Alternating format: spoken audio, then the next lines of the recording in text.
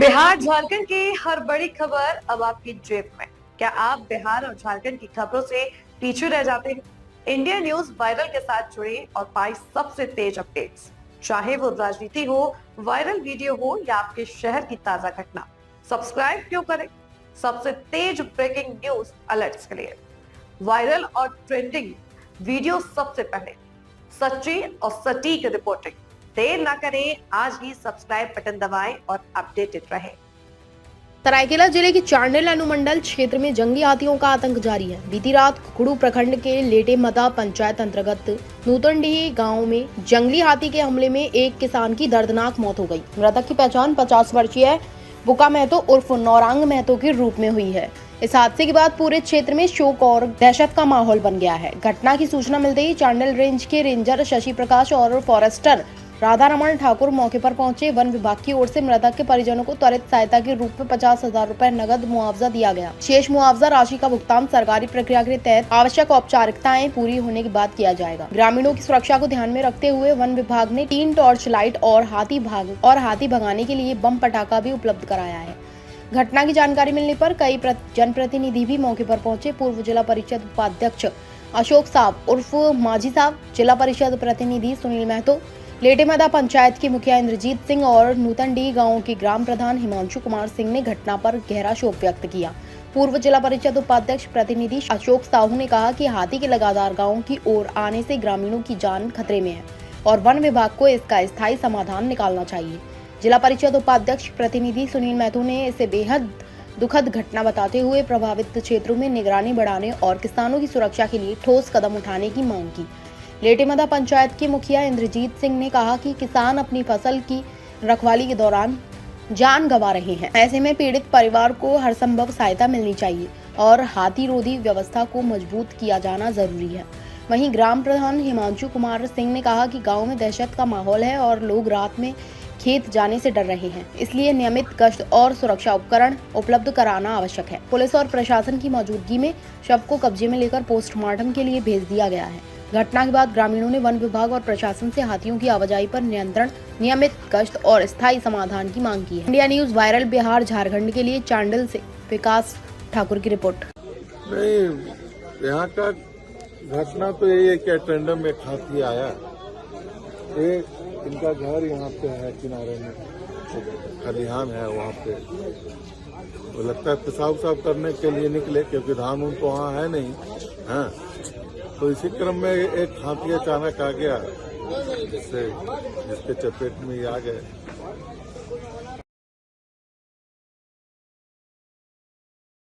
तत्काल इन्हें 50,000 रुपया मुआवजा की राशि दिया गया और बाकी राशि 3.5 लाख रुपया और सारा सरकारी प्रक्रिया पूरे होने के पश्चात किया जाएगा।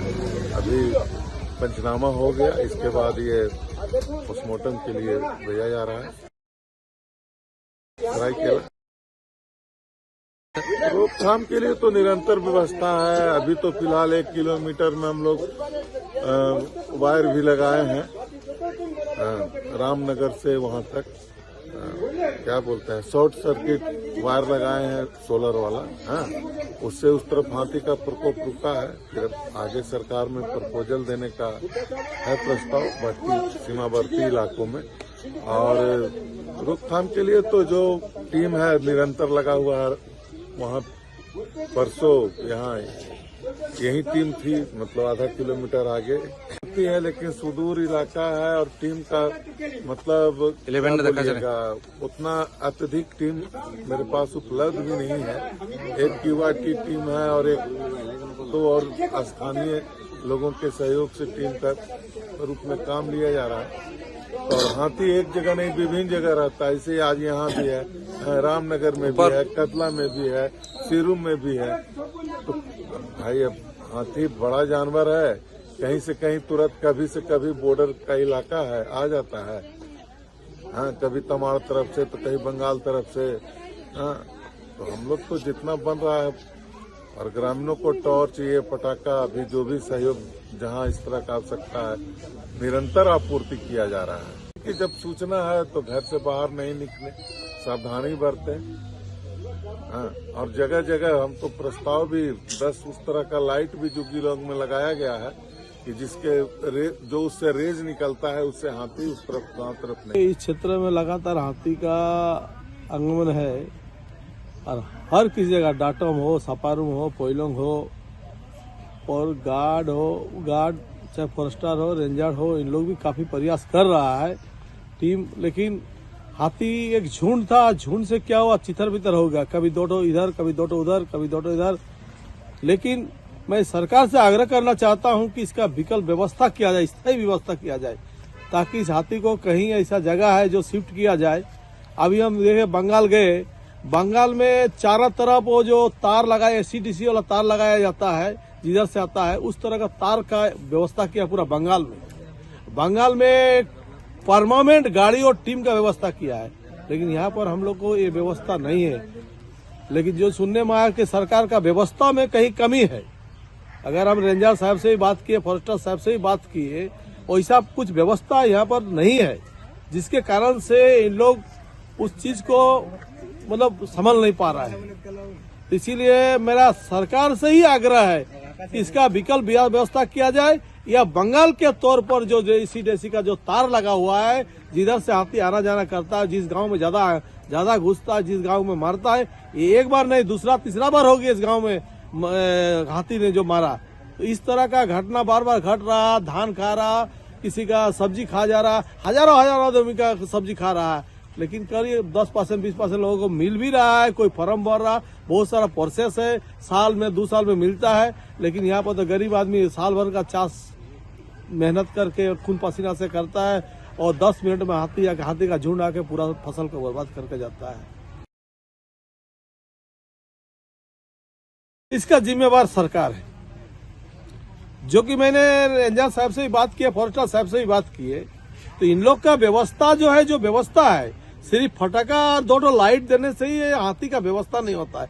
उसके लिए हाथी को अगर किसी जगह न किसी जगह एक जगह शिफ्ट किया जाए, या अन्यथा दूसरा कोई व्यवस्था किया जाए। जिस गांव में आ रहा, अभी हम बताए कि उस गांव में तार से जो एसीडीसी का जो तार लगा, जो बंगाल के तौर पर यहाँ भी किया जाए, ताकि उस जगह पर हाथी नहीं आ पाए, या हाथी को कहीं एक जगह ऐसा शिफ्ट किया जाए, ताकि वो भी हाथी भी सुरक्षित रहे और आदमी भी सुरक्षित रहे।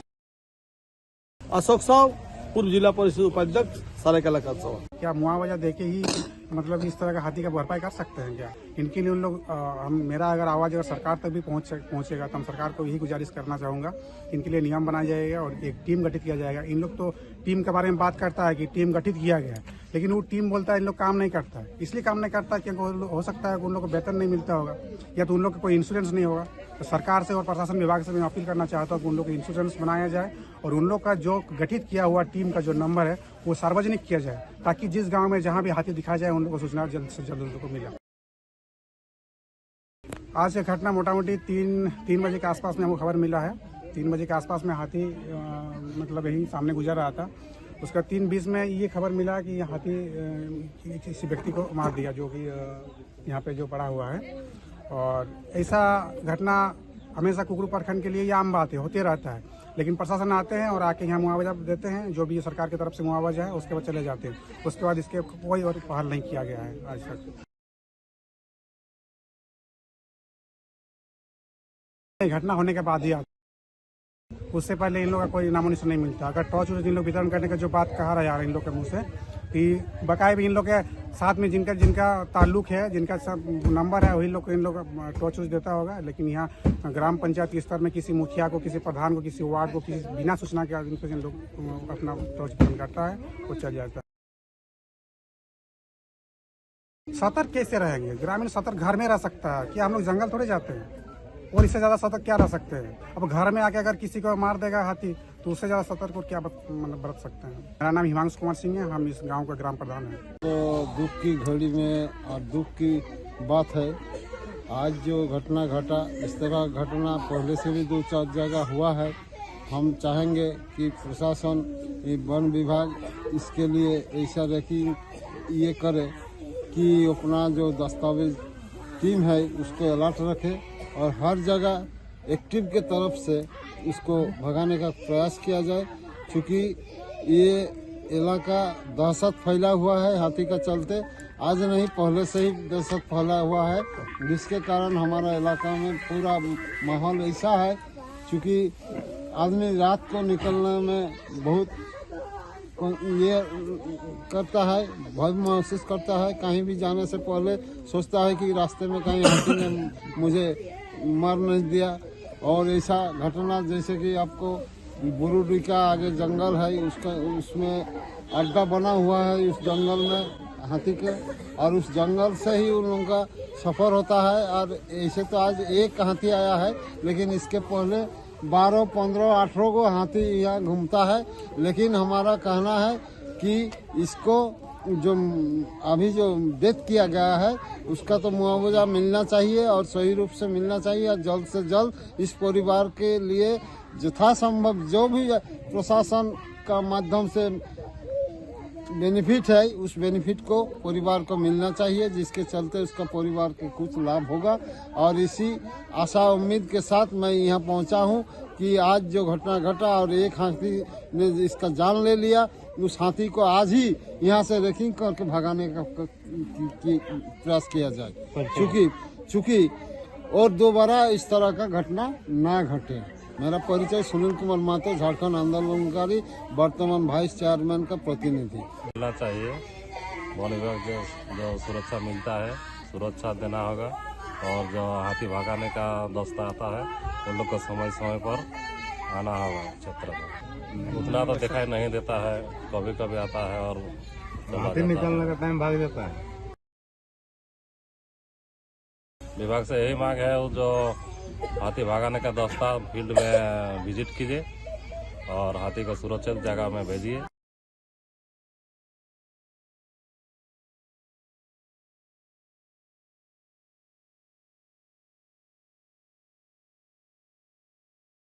नहीं, उसमें हम लोग को जानकारी नहीं देता है, वो अपने लाभुक को कहीं कहीं वितरण करता है। उसको कम से कम हम लोग को जानकारी होना चाहिए, क्षेत्र में सभी जनता को मिले।